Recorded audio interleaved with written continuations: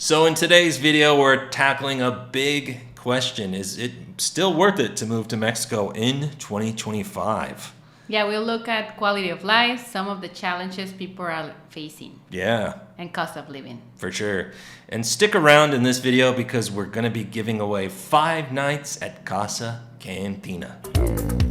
So let's start with the big reason people move to Mexico. They come here to live cheaper, to have a lower cost of living.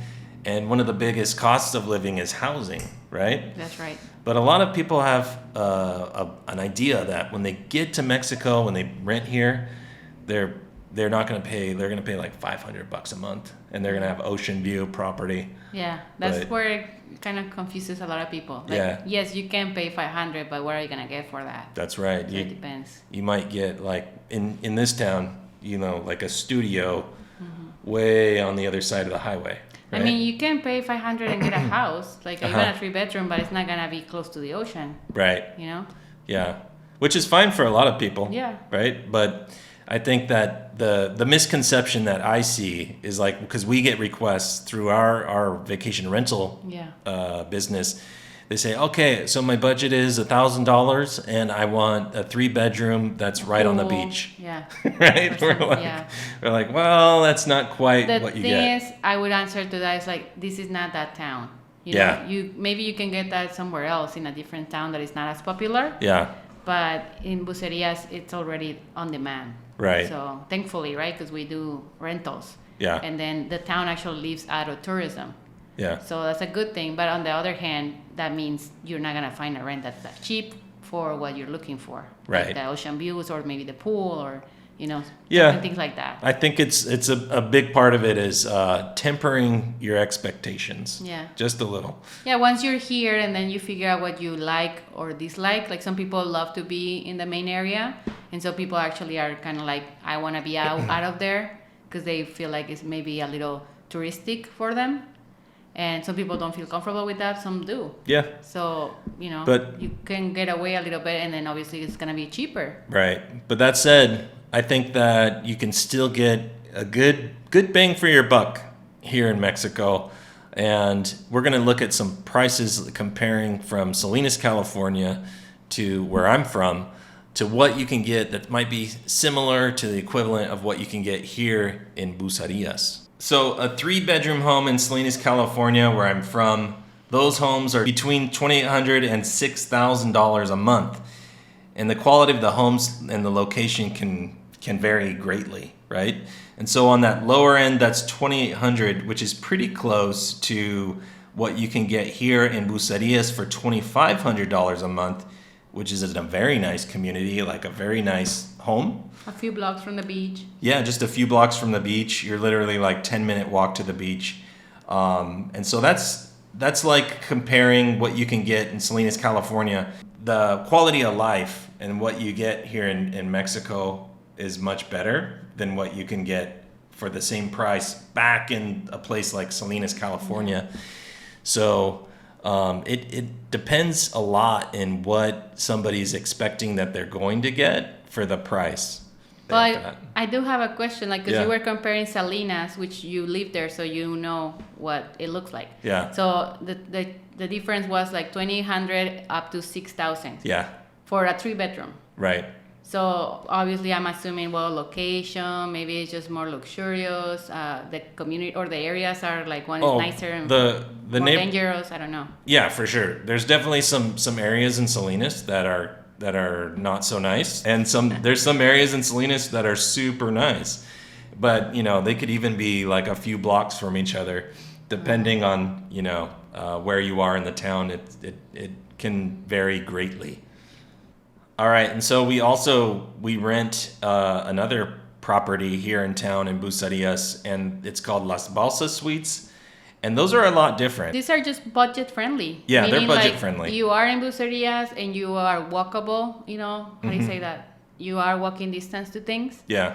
But at the same time, it's not a paved road. You are surrounded by like more chickens and more noise, I guess, because for example, it's not in a community, therefore there's no rules for the noise and things like that. Yeah, it's not in a HOA. Yeah. Right. And also there's no pool, there's no beautiful landscaped gardens and stuff like that. Yeah. It's just a basic place. Yeah, and still it's like it's nice to live with. Like Right. it has a a washer and dryer. It has it has some everything you plants. need. It has a grill. Like Yeah. it's good, but at the same time, are you paying for that just to come here, be comfortable, and then spend more money on other activities? Or are you here to enjoy yourself and go to the pool every day, etc.? Depends on what you want to spend your money on. For sure. Yeah, and I think that, and some people are actually looking for that experience. So it still is attractive. And so it kind of gives you an idea of what you can get as a trade-off, right? So it's not always like I'm going to pay less than $1,000 and have oceanfront property, Unless you're like in a town that nobody visits, it's like very lonely That's town, right, etc. yeah. Like there are those places, but then nobody's there, or like for some reason, like maybe the beach is not as nice or whatever, Or even Like- there's no airport nearby. So Yeah. like you have to travel 2 hours south from Puerto Vallarta to get there, and Yeah. maybe that's where you find those kind of places. Yeah. But then you don't have all the amenities that you have here in Bucerias. Yeah. So- Well, and at this point also, Bucerias even has like all the activities that community are doing, like especially pickleball in general is like a big hit here. Yeah. And a lot of people come to kind of have fun. you Yeah, know? Like they already absolutely. know where to go, who to visit, and who to play with even. Yeah. And those are things that, that's why people keep coming back. Yeah. So if you're moving to Mexico to save on groceries, I have some bad news for you.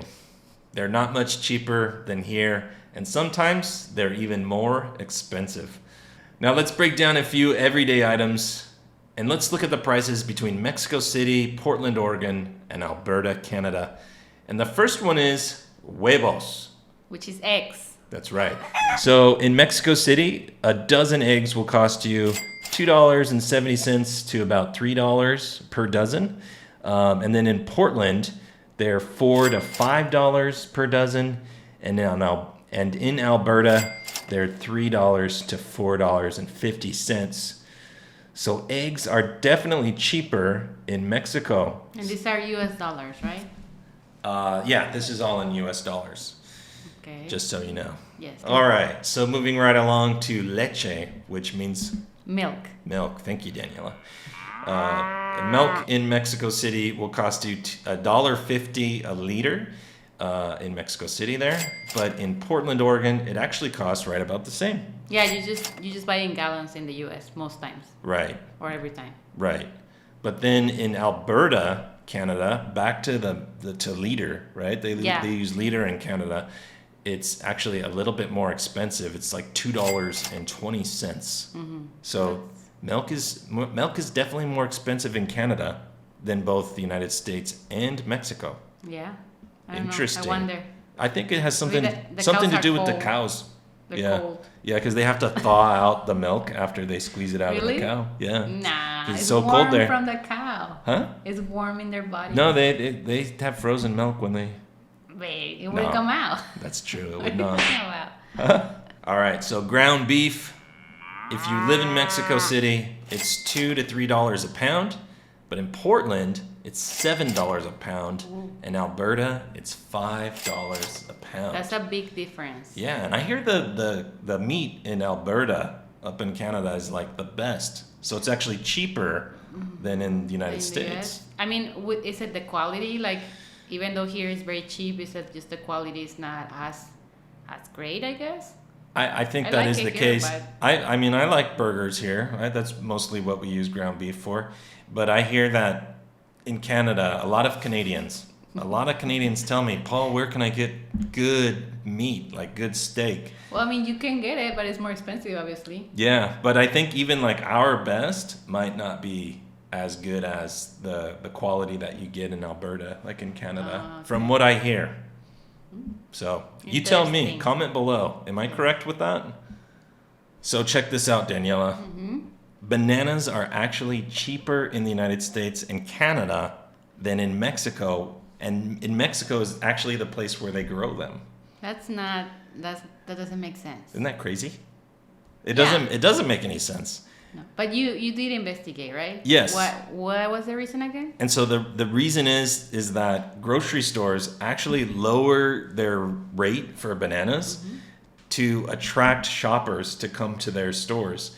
So a lot of times what grocery stores will do is basically not make any money off of their bananas. Maybe they'll basically break even or make just a little bit of profit. It's like an attraction Yes. item. Yes. So they'll say, "Oh, we have bananas. They're 30, 30 cents a pound. I don't know what they are, but they say it's very low." And so you come into that grocery store and you see the ad. It says, "Whoa, you can get that much. Bananas are cheap over at the Fred Meyer in Portland." And so you go in, but then they get you with everything else. So the price of of other items are just as high. But that banana is used to get you in the door. Oh, okay. Yeah, the banana price. So pretty interesting. It is very popular. So it kind of makes sense if they do kind of like not win too much on it, just to make it more attractive, I guess. Yeah. So here in Mexico, it's different. They know that people are going to eat bananas. Like Mexico's actually a big consumer of bananas. But the grocery stores here just don't do that. They're not trying to lower the price of bananas. We're getting the price of bananas how they actually are versus, supply and demand. Yeah. So here in Mexico, it's actually more expensive for bananas, even though they grow the bananas here. Wow. Pretty crazy. I mean, it's not a big difference, but it is interesting that they are grown here and they're still not cheaper. Yeah. Right? Yeah. I would say it's even bananas. That's a dad joke. Well, that made me think of gasoline, right? Like Oh, we yes. always are like, oh, it's so expensive in Mexico, etc. And we're like, but it comes, you do pull it out from here, but then we don't have the refineries to treat it. To refine it. And refine it and to make it actually gasoline. Right. So that's a bad one. We always complain about that. Yeah. And from what I hear in Mexico, there's just like no money towards making refineries. Right. So we keep sending it to the U.S. They send it back, which sounds dumb, but then that's where it gets refined and sent back. Yeah. Yeah. And that's another one. I kind of look at gas prices the same as I do of groceries. You're not really saving a ton of money on gas here in Mexico versus the United States or Canada. Yeah. Sometimes I think you're paying more here in Mexico. So again, gas prices are not going to be your reason to move to Mexico. Besides bananas, right? Yeah. Some things are definitely more cheaper. And I would say a lot of services here in Mexico are way more cheaper than they are in the United States. Yes. Yeah, like for instance, we have our handyman, right? Yeah, I mean, like the plumber, and then I think in general a lot of things, like even solar panels, the nails, Betty and Manny, the haircut. Yeah, getting a haircut is facials. so much cheaper. Yeah, massages. Yeah. I mean, obviously... The doctor visits, the dentist, those are all much cheaper too. As always, with the services, obviously there's levels, like you can have, the normal mani and pedi, and then you can have the fancy one, obviously. Right. But other than that, you can find the cheap ones, they're still good. But I would even say going and getting the fancy one is still going to be cheaper than going and getting or maybe going similar. to that one in the United States, right? Yeah, maybe similar price, or you're Yeah. paying the same thing, but you're not getting the same thing. Right. That's the thing, because Yeah. that's what I heard. I'm like, okay, if you're getting a fancy one here, but then you get a foot massage and la la la, and the ladies are very good, etc. Yeah. And over there, it's like the ladies sometimes are kind of rough and they barely, do whatever you want, or I don't know. I'm just giving an example, but you're not getting what you're paying for. Right. To me, that's what I never like having a mani and pedi anywhere else than in Mexico. Yeah. I tried in different places. Where was the last place that you tried? Dublin.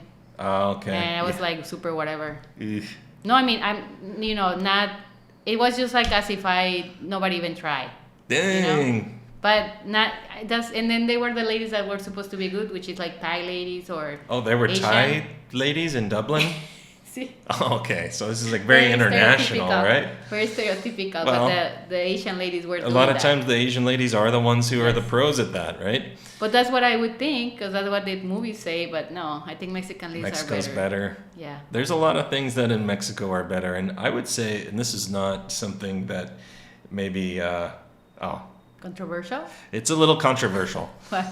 and a lot of people are not going to agree with me, but some of the best Italian food I've had is here in Mexico.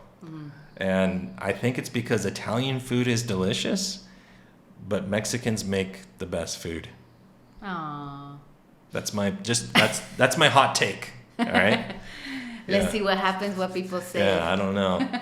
I mean, that's- obviously at Italy, like you're gonna get really good Italian food, duh. But like, Well, but yeah, if the you quality were of ingredients. right, and then but let's say if you're gonna get Italian food, let's say in the United States, I would put Mexico Italian food versus the United States. I think Mexico wins, Oh. at least from what I've Yeah. experienced. And at the end of the day, it's what you think. Like it's Yeah. flavors that you like better. Yeah. But I think people might agree with you. Sometimes Right. you do find things that you're like, how come? But it is true. Yeah. So, what are your reasons for moving to Mexico in 2025? Is it still worth it to you? We want to know. Comment below. And I want to give you a quick update for Casa de la Paz because we get a lot of people saying, "Hey, Paul, what's going on with Casa de la Paz?" Because we were following along with the story for so long, and then there's been a big gap. Yeah. And so I just want to give you guys an update. Everything is going good with Casa de la Paz. They did have a bit of I don't know, some delays there, and things were going on, and they're figuring out what's happening. But we did talk to Jim and Marilyn the other day, and they're doing well. And they just told us that at this point, they're happy with where things are going, and they do expect the facility to be launched and up and running by the end of this year. Yeah, So that 2025. 2025, 2026 at the beginning, it should be up and running. Yeah. So that's pretty cool. We're excited that ends up happening. It's happening. And that's going to start running soon. Yeah. Pretty cool. All right. So you ready, Daniela? We're going to Yes. announce the winner of 5 nights at Casa Cantina. Let's get into it. Let's get into it. So the winner of 5 nights at Casa Cantina is Stephanie Cormier. So congratulations, Stephanie. You're the winner.